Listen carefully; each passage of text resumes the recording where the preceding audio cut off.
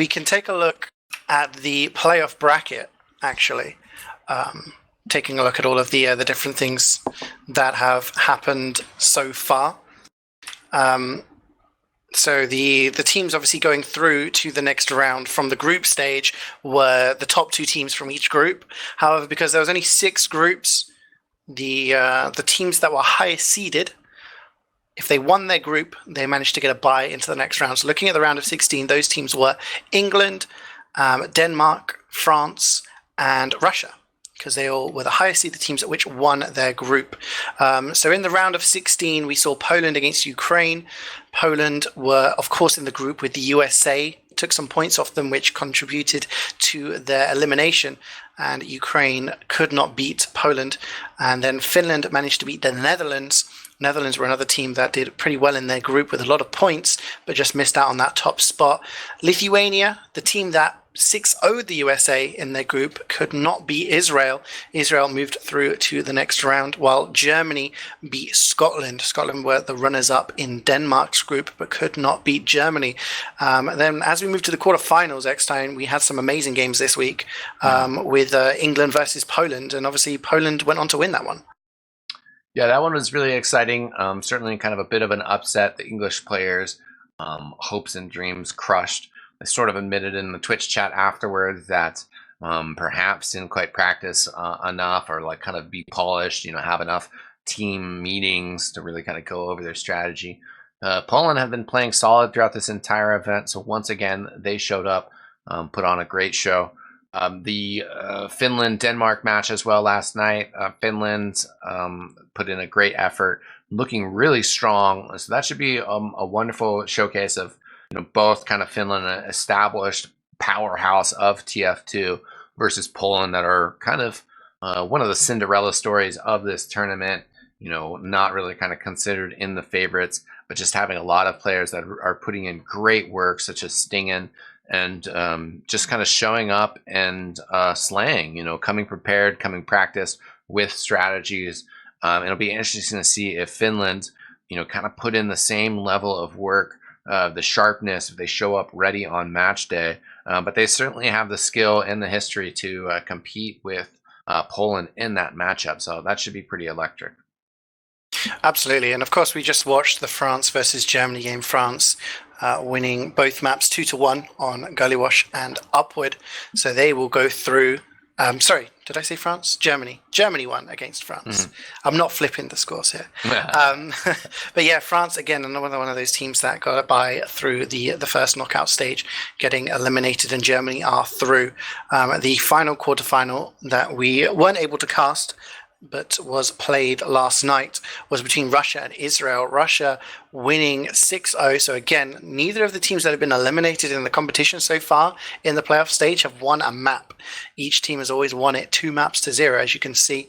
Russia winning on Steel and Gully Wash last night, and they are through to the semifinals as well. They'll play Germany, and just to give a bit of history, this is of course the 6th Nations Cup.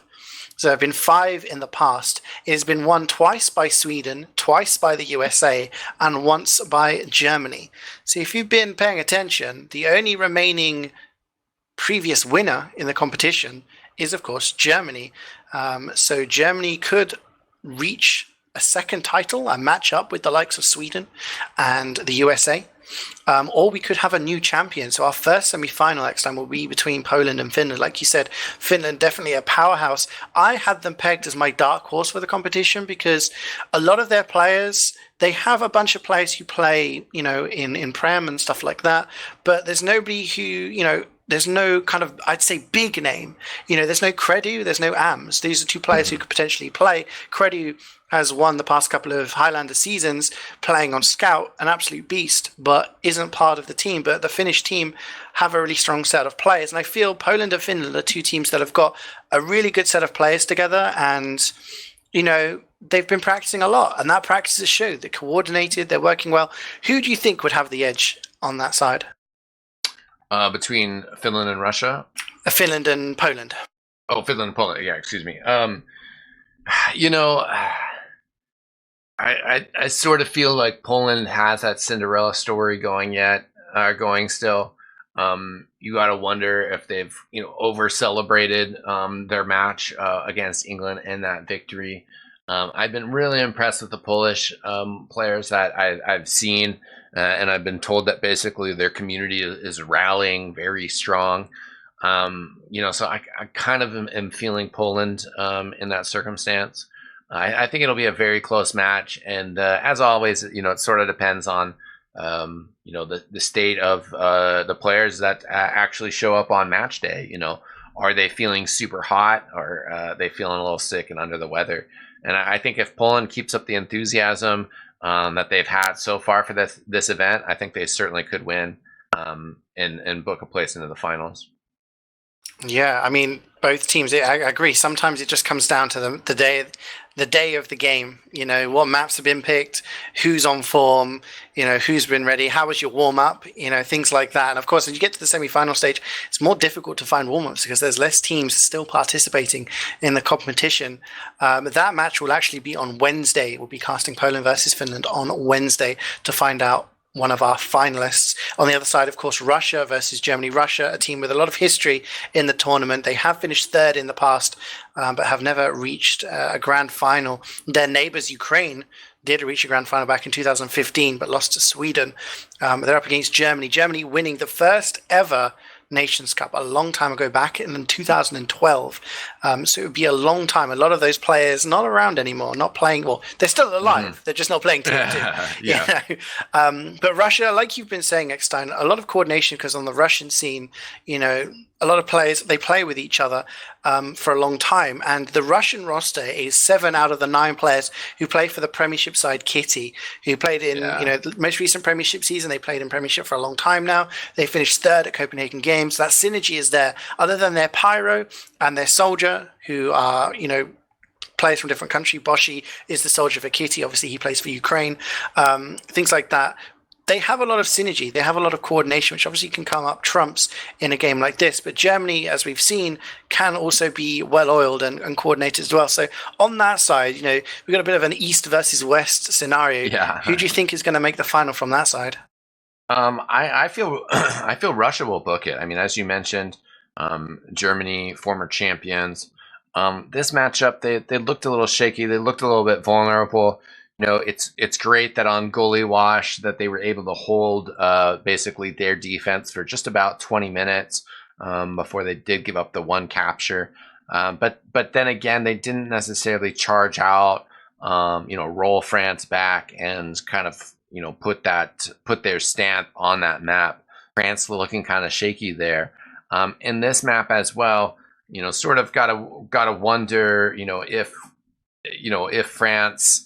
Could have won. It was just so close. I mean, they took it in 2 maps, but just the Germans, Menti playing crazy, but their sniper did fantastic as well. So I think you gotta put a pat on the back for the sniper, but just sort of worried about the Russian team, their overall cohesion and coordination of whether the Germans can handle it.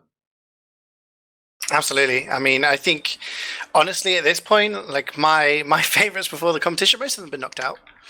Most of them have been eliminated. So I do think we're in a real situation where a lot of teams, if you were to ask the top 4 teams before this competition, before this tournament even started, I very much doubt you would have had anyone naming these 4 teams. Maybe Russia, maybe Germany, but Poland and Finland are definitely the big surprises of the tournament so far. And one of those teams will be playing in the final. And when we get to that situation, who knows what could happen? Yeah, certainly. And as you mentioned, our next semifinal is going to take place on Wednesday. So I'm looking forward to that show. We'll obviously keep you guys up to date on when the other match will be scheduled. So please make sure to give us a follow, the KritzKast account on Twitter, for up-to-date news. Once again, a quick shout out to manco.store for sponsoring our coverage of this event. Appreciate their support so much. Check them out if you guys need some TF2 items. Also, if you need some real-life items, check out the KritzKast merch store, merch.kritzkast.com. Any final words from you, CJ? I don't know. I say this after every time next time, but I'm just hyped for the next few games. I have no idea what to expect anymore. I'm hyped. Yeah, it should be a great remaining action. We're into the semifinals now. 4 teams left. ETF2L Highlander Nations Cup number 6 heating up. So please make sure to give a follow on our Twitch account, follow on the Twitter account. Stay tuned because we got more action coming your guys' way.